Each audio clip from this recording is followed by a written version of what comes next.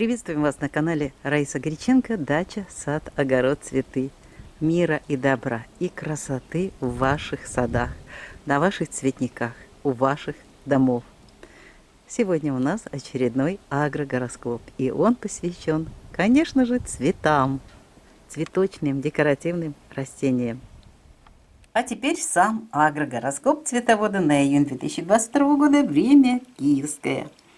Он очень насыщен многими событиями с нашими цветами, декоративными растениями. Начинается месяц 1 июня во время Гекаты. Будет завершаться время Гекаты до 14 часов 30 минут. Но как раз с 8:50 утра это уже будет время стихии воды. Луна будет в знаке Рак. Поэтому можно утром по необходимости уже после 9 часов заняться поливами. Ну а после 15 часов начнется продуктивное время для множества работ. В знаке Рак что можно делать? С 15 часов пикировка, перевалка, посадка различной цветочной рассады. Можно сеять семена в открытый грунт. Проводите поливы, они очень эффективны. Подкормки органическими удобрениями тоже очень хороши в это время. Ну и нельзя в знаке Рак ни в коем случае не делите корневища. Потеряете растения свои. Поделите их чуть-чуть позже, и я вам расскажу, какие дни я использую для того, чтобы поделить корневищные цветочные растения и рассадить их.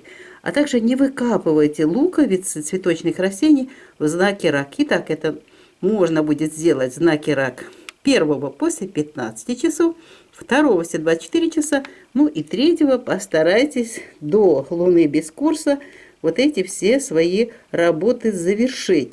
Что касается полива, у нас есть отдельный в плейлисте агрогороскопы на июнь месяц, есть отдельный агрогороскоп. Пожалуйста, смотрите точное время, все там расписано и указано.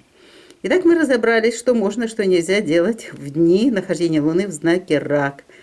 Далее идет период очень хороший для того, чтобы заняться сбором семян цветов. Это Лев, 4 и 5 июня. Здесь же зеленые операции. Великолепно в это время обрезать уже цветоносы, которые подсыхают, желтые листики и все остальные зеленые операции, которые вы запланировали на цветочных и декоративных растениях. А также вот в это время можно выкапывать луковицы всех луковичных весенних цветов на просушку и, естественно, закладывать на хранение. Во время Льва поливы бесполезны. И, пожалуйста, не используйте любые удобрения. Это опасно и для корней, и для листьев растений, а также для бутончиков и цветочков. Затем у нас очень хороший период. Правда, он сокращен. Вот это период, когда я использую для пересадки своих растений, особенно комнатных растений. Даже запланировала вот такую пересадку из своих горшков, наших цветочных растений в открытый грунт даже. Вот здесь можно из маленького горшка пересаживать. Здесь можно аккуратненько делить корневищные растения, луковичные высаживать. И это можно делать, вот смотрите, с 6 после 10 часов утра. Можете высаживать, если есть саженцы цветочных, декоративных растений, потому что дева очень любит все красивое, и все получается очень красивое при ней. Пересаживайте комнатные растения, пересаживайте другие растения, а также в это время наши цветоводы всегда нарезают черенки и укореняют черенки. Но напоминаю, что в деве это как исключение из правил, потому что в деве я не занимаюсь зелеными операциями, только череночки. И не срезайте все подряд, нужно дать растению возможность, часть только беру череночков, а остальные остаются, и растение дальше занято и дыханием, и созданием нужных частей растений. Поэтому, и смотрите, хочу сразу же уделить внимание, что 6, 7 и 8 в деве. Но 7 выпадает. Это стрессовая ситуация. Переход из первой фазы во вторую фазу. Луна делает в 17:30. плюс-минус 12 часов, вот к моменту 17:30, поэтому в это время мы ничего не делаем, кроме поливов. Вот поливы 7 числа можете делать. И остается у нас кусочек времени в деве 8.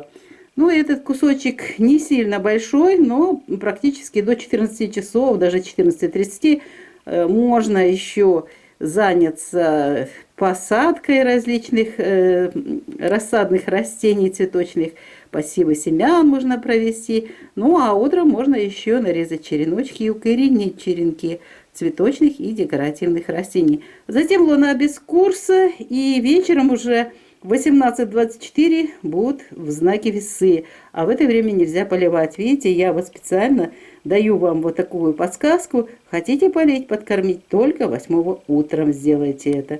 Вечером уже это делать нельзя. Ну вот в деве вот такой сокращенный период, ну достаточно много времени, чтобы эти работы выполнить.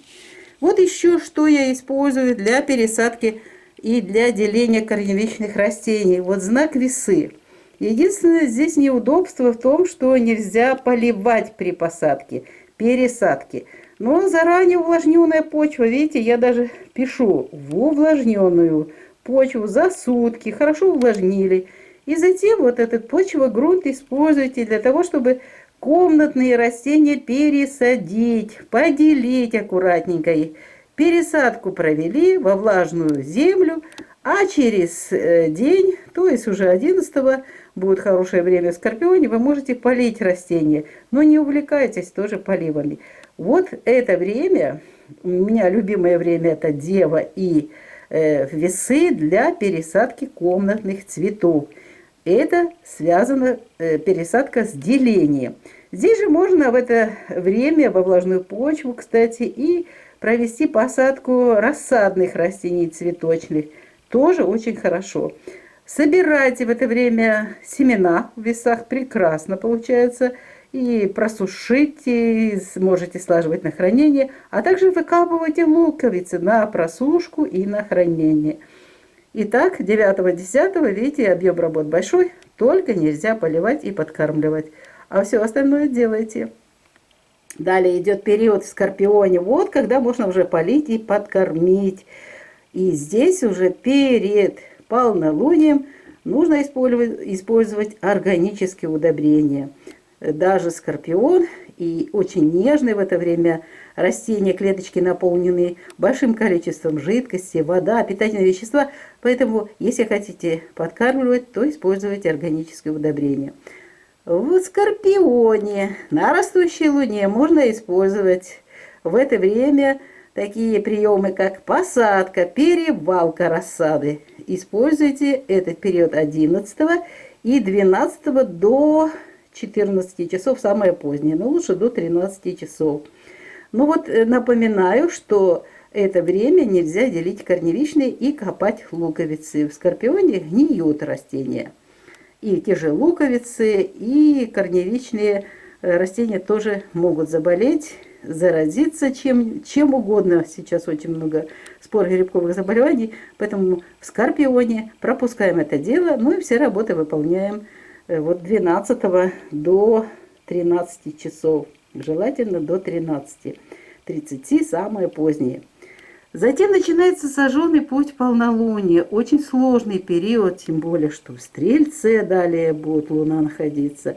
И само полнолуние, смотрите, у нас будет 14 в 14:53, а затем будет переход Луны в знак Козерог. Здесь только можно будет 15 уже заниматься поливами.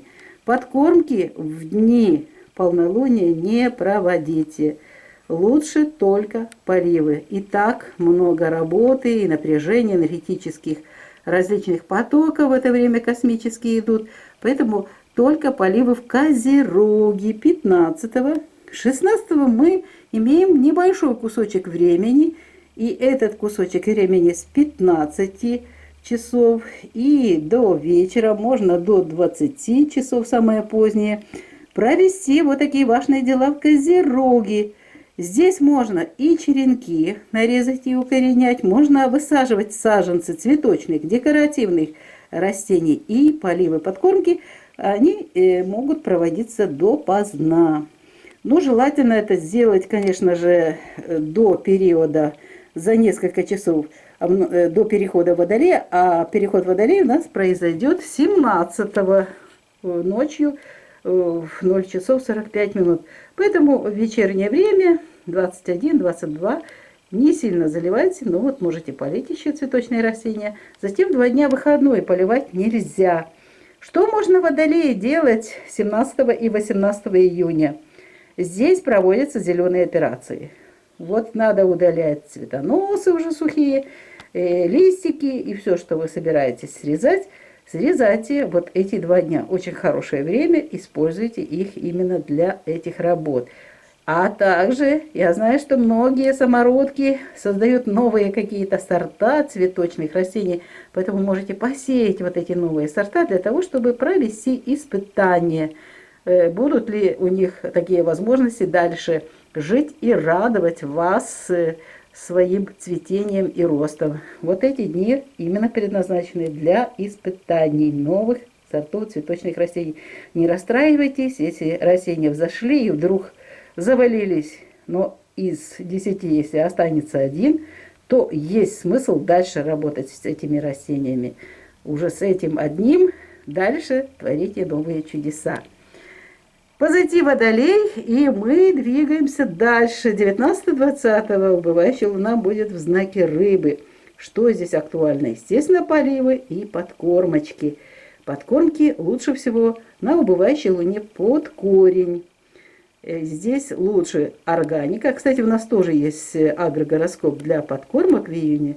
Зайдите в плейлист агрогороскопы на июнь месяц, тоже найдите, и там точное время, все я рассказываю детально.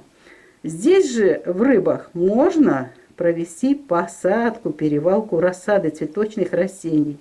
Напоминаю, в знаке стихии воды в Рыбах нельзя делить корневищные, цветочные, декоративные растения, а также выкапывать луковицы для хранения. Прошу обратить внимание на 21 июня, день летнего солнцестояния. Плюс очень сложный день для Земли, сакральные сутки, плюс еще и переход идет Луны из 3 в 4 фазу, поэтому здесь никаких работ не проводим. Ну и напоминаю, что овни нельзя поливать и подкормки проводить. Дайте возможность отдохнуть себе и растениям, и семенам, и всему, что связано с растениями, которые украшают вашу жизнь.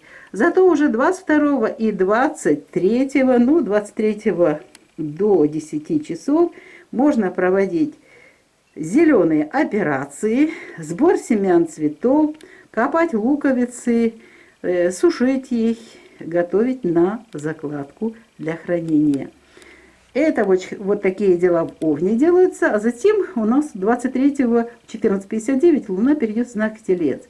Замечательное время, это убывающая Луна. И на убывающей Луне мы тоже занимаемся черенкованием. Очень хорошо укореняются черенки, июнь месяц.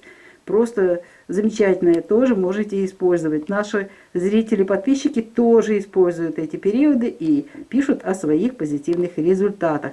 Итак, можно после 15 часов 23 июня заниматься в Тельце. И, кстати, 24 и 25, я сейчас назову эти виды работ, 25 до 21 часа в Тельце можно нарезать черенки, укоренять череночки, можно высаживать различную рассаду, перевалку делать рассады. Кстати, можно и пересаживать, делить корневищные растения в это время.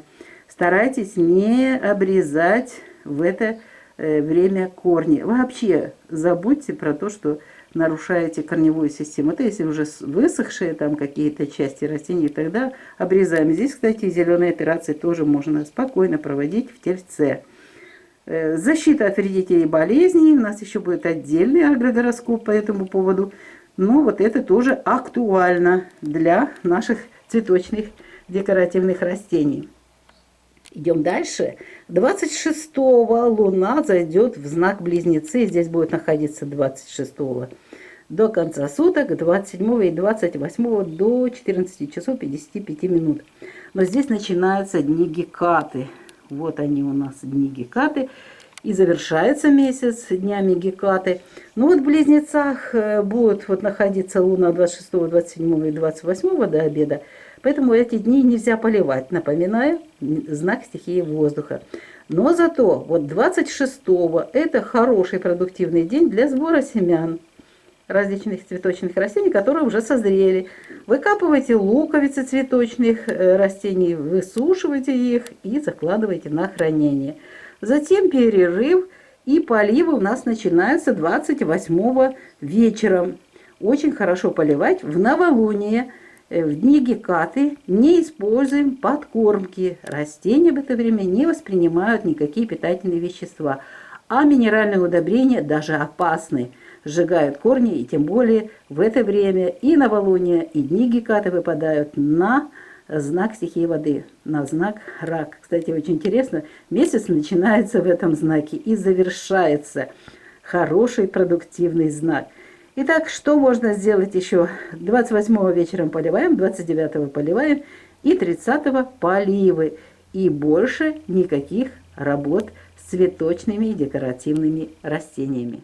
А теперь пришло время скрина. Агрогороскоп цветовода на июнь 2022 года. Итак, вот он весь месяц сразу. Я все даты, все актуальные работы вам объяснила. Ну, а теперь авторы канала Раиса Греченко и Александр Волик прощаются с вами. Мы желаем вам искренне мира и добра, желаем здравия и хорошей погоды. И пусть у вас все будет хорошо. Посылаем свет божественной любви каждому сердцу на земле. До новых встреч на нашем канале. Пока-пока.